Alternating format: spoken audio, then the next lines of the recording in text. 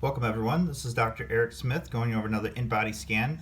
This particular athlete is actually a men's physique competitor in the masters category, so he's been going on and off season doing a few different things, so this will be very interesting for those that are looking to gain mass, see how their body changes, see how weight can fluctuate in a healthy manner, as well as understand what some of these other numbers mean on the InBody scan and what I look at for as a practitioner.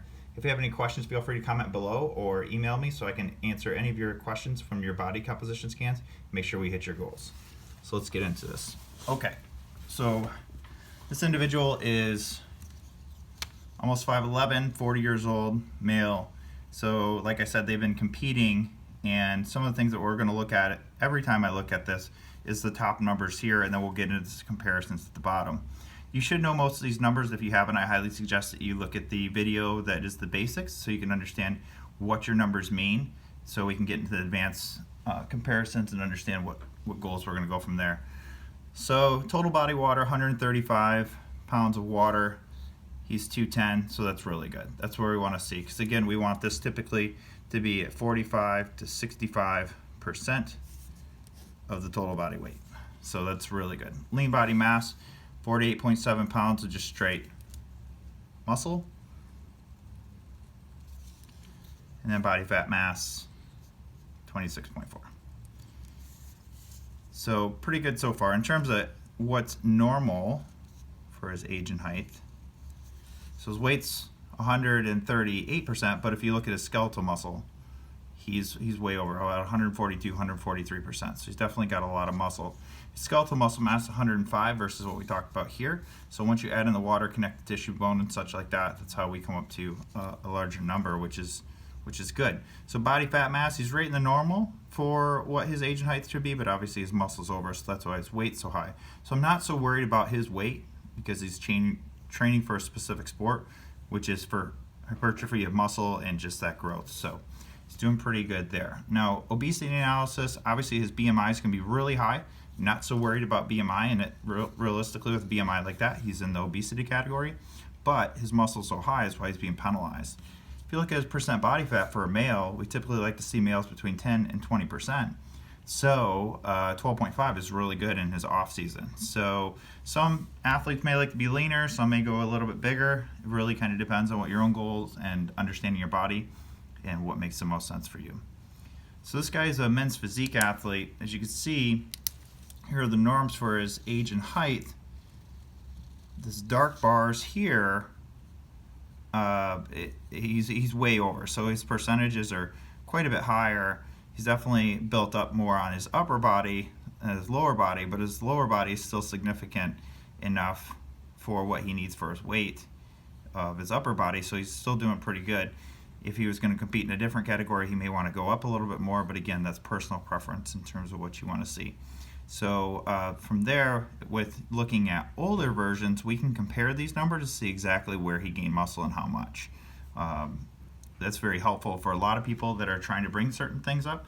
So if our goal was next time is to look at this and see that he brought his legs up, we could actually see how much. So definitely keep your old ones, and your practitioner, including myself, may want to look at those, even though down here in the body composition history, it tells us some things, but it doesn't tell us those specific things. So ECW over total body water, just making sure that what he's eating is good and it's not creating a lot of inflammation. Now, as you can see, he's in the healthy range. If it was over here, this would be usually a lot of inflammation, and we may want to talk about that, especially if he was lethargic, tired, in a lot of pain, muscle sore all the time. Looking at maybe some things such as food intolerances, sleep issues, adrenal issues, a whole host of things is what a good coach or practitioner would do. So this is helpful, and this is where we get into more of the advanced analysis on some things. When you look at body composition history, looking at his one that he did way back here, and it only tracks the last few, but this looks like August of 2017. I'm sorry, July of 2017, so on the 8th.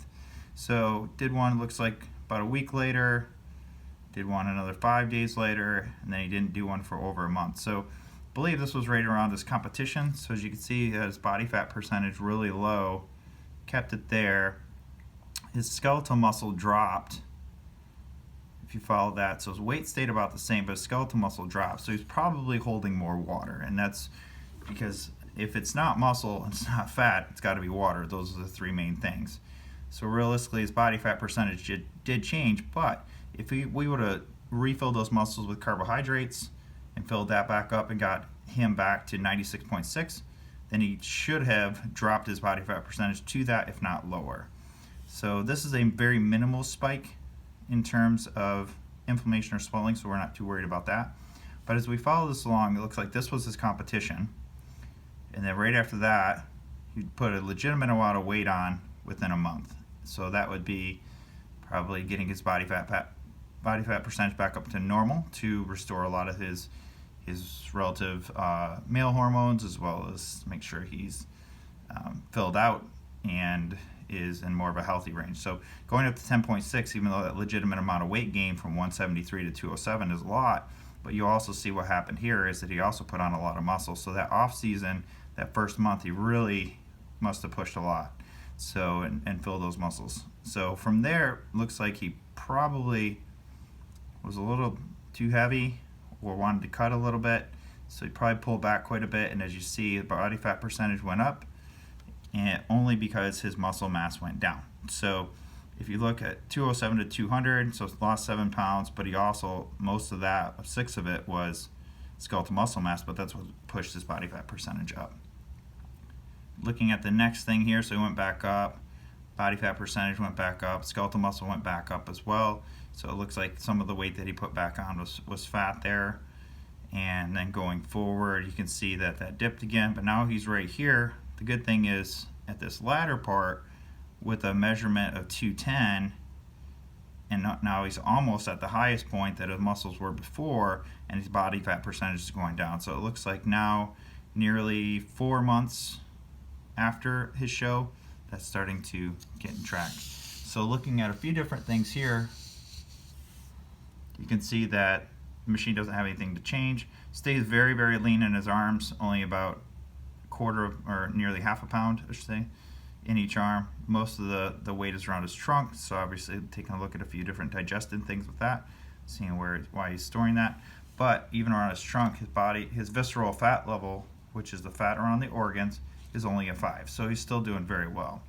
With all that muscle, his basal metabolic rate is pretty high, so he has to eat and maintain a lot. So going forward, I just would set my next goals with my athlete. If they're in preparation for a contest or anything like that, then I would check in every 2 weeks. If they are just on the path, changing some macros around, changing some goals, then I would check in after a month. Please let me know if you have any questions. Comment or email me below, and I look forward to hearing from you.